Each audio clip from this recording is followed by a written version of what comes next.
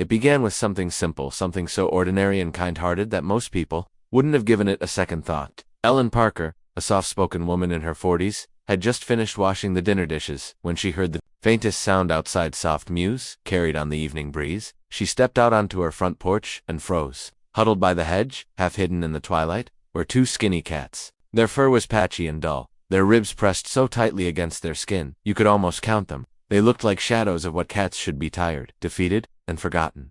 Most neighbors would have walked past, some might have shooed them away, but Ellen's heart ached. She had grown up with animals, and she knew hunger when she saw it. She whispered softly, as though speaking to children, "Oh, you poor things." Without hesitation, she slipped back inside, opened a can of tuna she had in the pantry, and grabbed a small ceramic bowl. When she returned, the cats flinched at first, eyes wide with fear. Ellen crouched low, her movements slow and careful, and placed the food on the grass. The reaction was immediate. The cats darted forward and devoured it like they hadn't eaten in days, their little bodies trembling as they fought for every bite. Ellen's eyes stung with tears. Something inside her shifted in that moment. She couldn't just look away. She couldn't just pretend she hadn't seen Dot from that night on. Feeding them became her quiet ritual. Every evening after work, no matter how tired she was from teaching at the local middle school, Ellen would step outside with bowls of fresh water and food. Sometimes it was kibble, sometimes leftovers, but always enough to fill their fragile bellies. At first it was just the same two cats, waiting shyly near the hedge. Then a third appeared, then a fourth. By the end of the month, 5 stray cats were gathering near her porch each evening, their once dull coats starting to shine again, their eyes brighter and more trusting. To Ellen, this wasn't a problem, it was a calling. She saw it as her responsibility, as if fate had placed these helpless animals on her doorstep because she had the compassion to care for them when no one else would. The cats began to recognize her, even following her car up the driveway in the afternoons, tails high, waiting for the woman who had become their lifeline. Her neighbors noticed too. Some smiled when they saw Ellen crouched in the grass, gently petting one of the braver strays who had started to trust her. A few even commented kindly, "You've got a little fan club out there, Ellen." But others frowned, muttering as they walked their dogs or hurried their children inside. To them, the cats weren't companions, they were nuisances. And in the rigid world of homeowners associations, nuisances couldn't be tolerated. But Ellen didn't see it that way. She saw hope. She saw life returning to the animals that had been abandoned, left to fend for themselves in a world that had turned its back on them. Each evening, when she placed the bowls down, she felt a quiet sense of peace, as though she was doing something that mattered, something that reflected the kind of person she wanted to be. One night, as she sat on her porch watching the cats eat, Ellen thought about how strange it was. People in the neighborhood went out of their way to decorate their lawns for holidays, to plant flowers for curb appeal, to wave politely as they drove by. But how many of them noticed suffering right in front of them? And if they did, how many would actually stop to help? That thought stayed with her, fueling her small mission. She began setting aside part of her grocery budget for cat food. She even started researching local rescue groups, hoping she could one day trap and spay the cats to keep the colony healthy. In her heart, Ellen wasn't just feeding stray, she was keeping a piece of humanity alive in a community that seemed to value rules and appearances above kindness. But as the cats grew healthier and more visible, Ellen unknowingly stepped over a line she didn't even know existed, because in the eyes of the HOA, what she saw as compassion was being rebranded as a violation. It wasn't about starving cats or kindness anymore. It was about order, regulations, and property values. And the woman who had once been praised for her dedication to the community, who had served hours on the HOA board, who planted flowers for the neighborhood beautification committee, who baked pies for the annual block party, was about to be targeted, as if she were the biggest problem the neighborhood had ever faced. But Ellen didn't know that yet. As she gently stroked the head of one of the cats, who had finally trusted her enough to climb into her lap, she only felt warmth. She smiled to herself, completely unaware that her small act of kindness was about to ignite a storm that would change her life in ways she could never have imagined. That it didn't take long before Elon's quiet kindness started to ruffle feathers. One Saturday morning, Ellen was crouched on the lawn, refilling the water bowls for the cats. When she heard the unmistakable click of heels on pavement, she looked up, and there she was, HOA Karen. Karen was 35 but carried herself like she was running for prime minister. Short blonde bob cut sharp as glass, navy blazer perfectly pressed, clipboard tucked under one arm like it was a badge of authority. Her English accent made everything sound twice as condescending. She stopped at the edge of Ellen's driveway, narrowed her eyes at the cats nibbling kibble, and said, "Mrs. Parker, we need to have a word." Ellen wiped her hands on her jeans and stood up, smiling politely. "Good morning, Karen. Everything all right?" Karen's lips pressed into a thin line. "Not quite. We've received multiple complaints about you harboring strays." Ellen blinked. "Complaints? They're just hungry cats. I feed them, that's all." Karen's voice cut like a knife. That's precisely the problem. You are encouraging them. This is a residential neighborhood, not an animal shelter. Stray cats bring fleas, they scratch cars, they destroy property values. Frankly, it's irresponsible. The words hung heavy in the air. Ellen felt her heart pound, but she kept her voice calm. They're not causing any harm, Karen. They're just animals, hungry animals. I can't stand by and do nothing. Karen flipped open her clipboard like she'd been waiting for that answer. According to Oakwood Estates HOA regulations, Section 14, Subsection C, homeowners shall not attract, feed, or harbor stray or feral animals that disrupt the community environment. You signed these rules when you moved in. Ellen frowned. Disrupt the community environment. These cats aren't disrupting anyone. Half the time they hide under the hedge. Karen's eyes gleamed with the smugness of someone who lived for moments like this. Rules are rules, Ellen. It doesn't matter if you think it's harmless. You're creating a nuisance, and the board has every right to enforce penalties if this continues. One of the cats brushed against Elon's leg, meowing softly, as if sensing the tension. Ellen bent down and stroked its back, her jaw tightening. So kindness is a violation now. Feeding something that would otherwise starve makes me the bad guy. Karen crossed her arms, clipboard pressed tight to her chest. Compassion is one thing, creating an infestation is another. You're setting a precedent. Today, it's cats. Tomorrow, it's raccoons, possums, or worse. If everyone decided to feed strays, we'd have chaos. Ellen stood taller, her quiet nature giving way to a rare fire in her voice. Chaos? Really? You're calling a couple of half-starved cats chaos? What I see is neglect. What I see is an HOA that would rather find people than care about life. Is that really the community we want to live in? For a moment, Karen's smug smile faltered, but then she tilted her chin, unshaken. You may see it that way, but my job is to enforce the bylaws. If you continue this behavior, I'll have no choice but to escalate. Consider this your verbal warning. Ellen's stomach turned. She wanted to scream, but she also knew yelling would only fuel Karen's power trip. Instead, she said firmly, I'm not going to stop feeding them. They depend on me. If that's a problem, then maybe the problem isn't me. Karen's eyes narrowed to slits. We'll see how long that resolve lasts once the fines start adding up.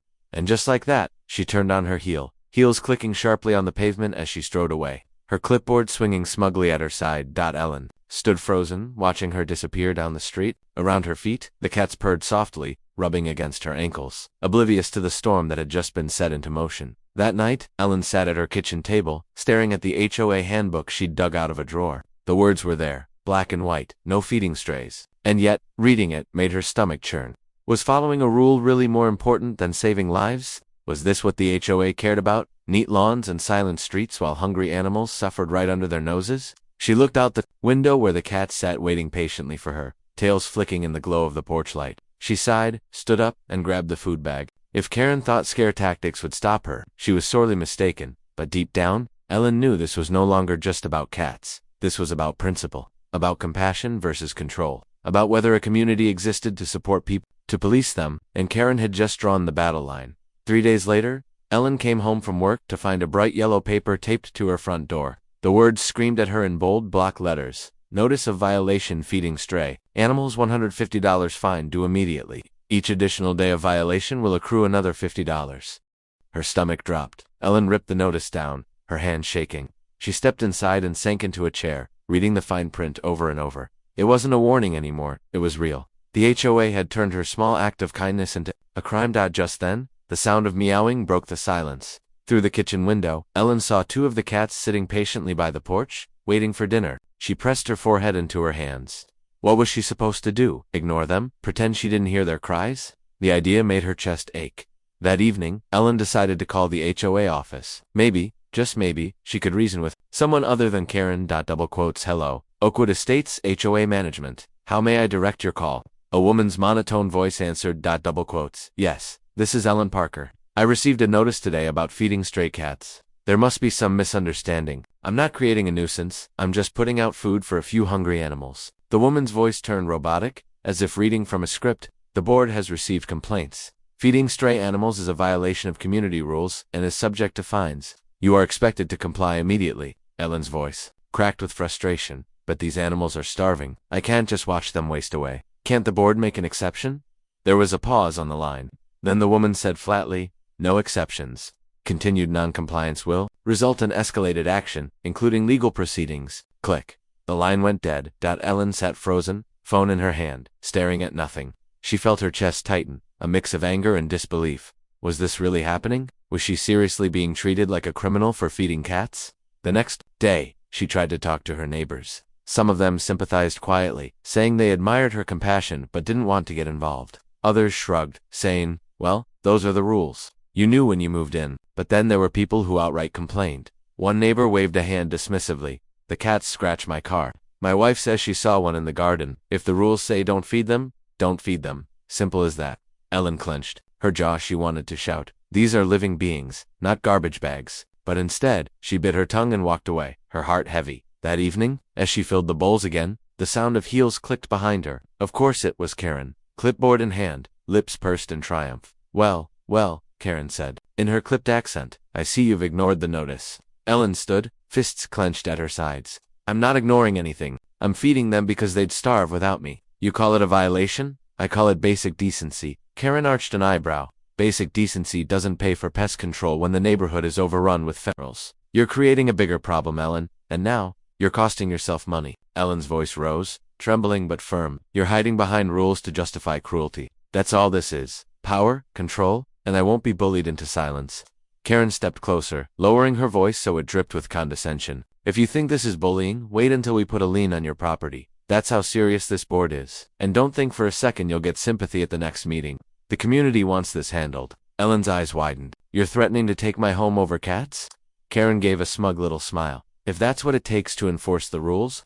With that, she turned and walked away, heels echoing like a gavel in a courtroom. Ellen's hands shook as she bent down to the cats, stroking their backs as they ate. Her throat tightened, tears burning behind her eyes.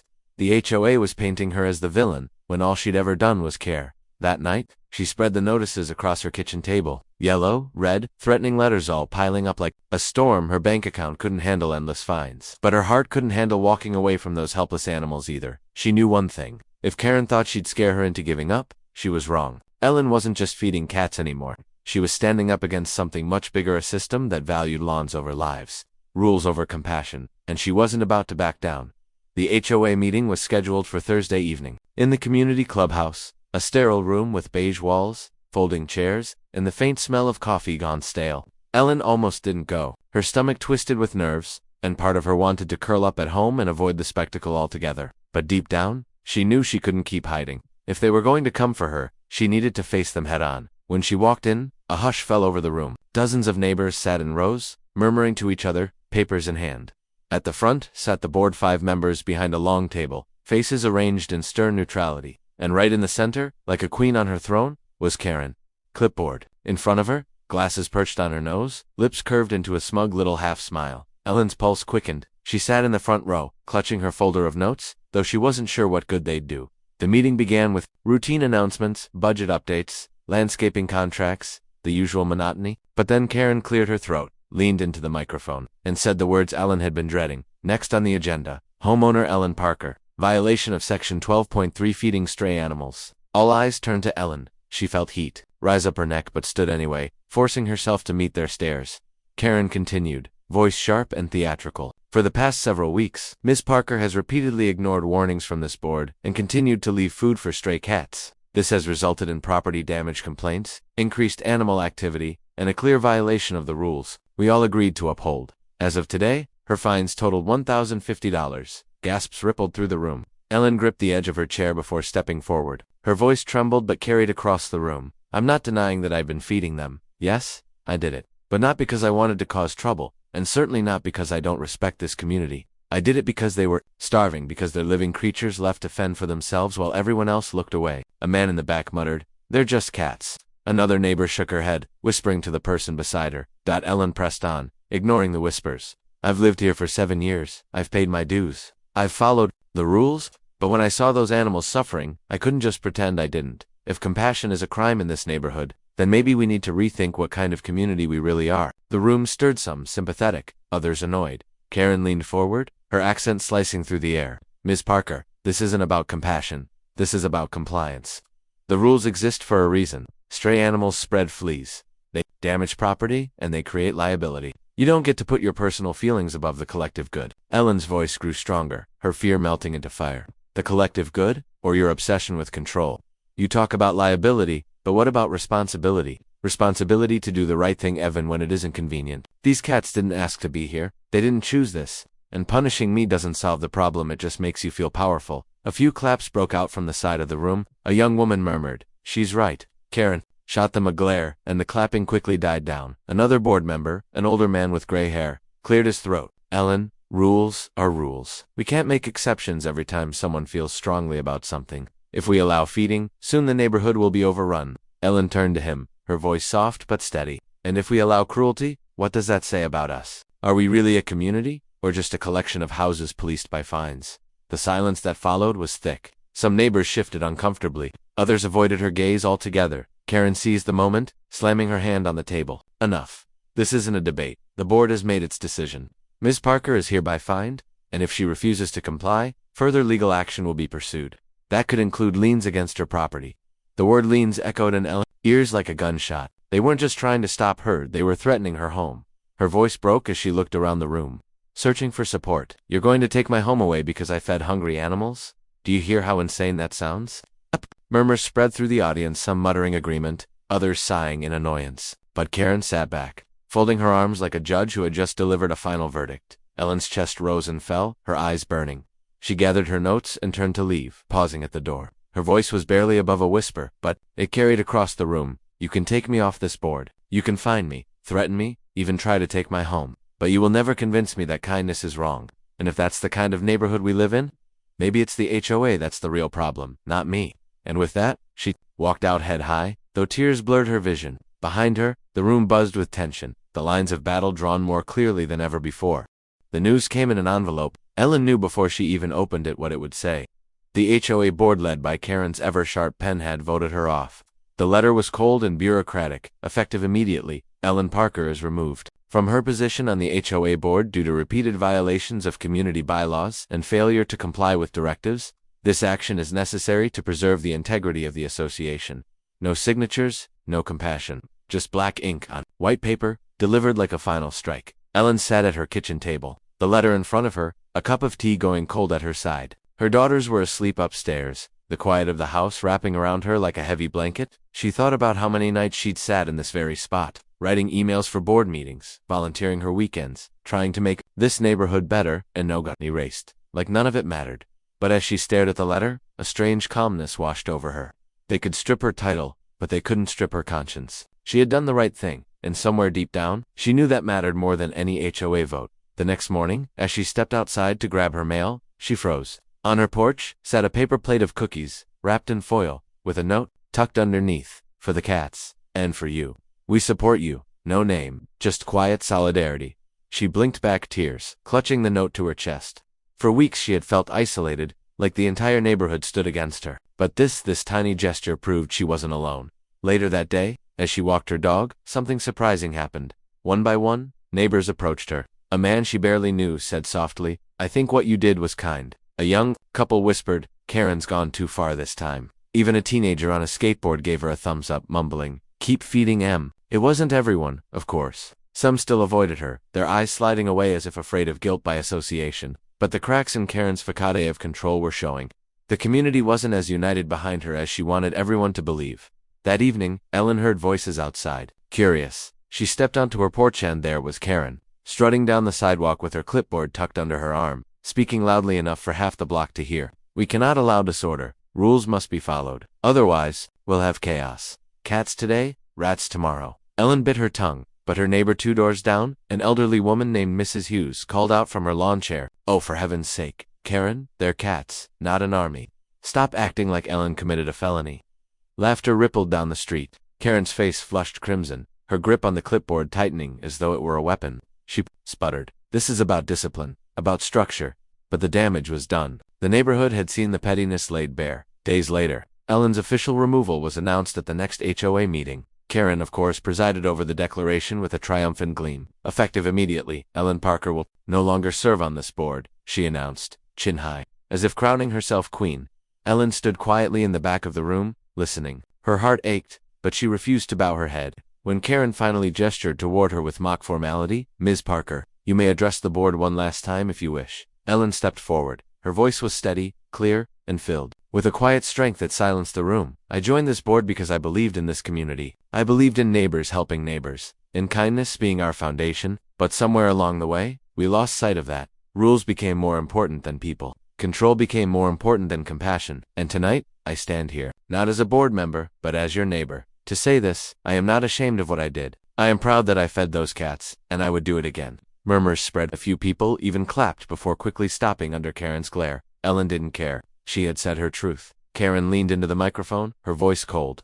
Your removal stands. This meeting is adjourned. But as Ellen turned and walked out, she noticed something Karen didn't. The way people were looking at her, not with scorn, but with respect. Not as a troublemaker, but as someone who had the courage to stand up for what was right. The cats still came every evening. Ellen still fed them, though she did it quietly now, slipping bowls of food behind her garden hedge. She knew Karen might still prowl around with her camera, searching for evidence, but it didn't matter. Ellen had made peace with it because, at the end of the day, rules could be bent, boards could be overthrown, and titles could be stripped. But kindness, true kindness, was untouchable, and in a neighborhood run by power-hungry enforcers, that kindness became a quiet rebellion.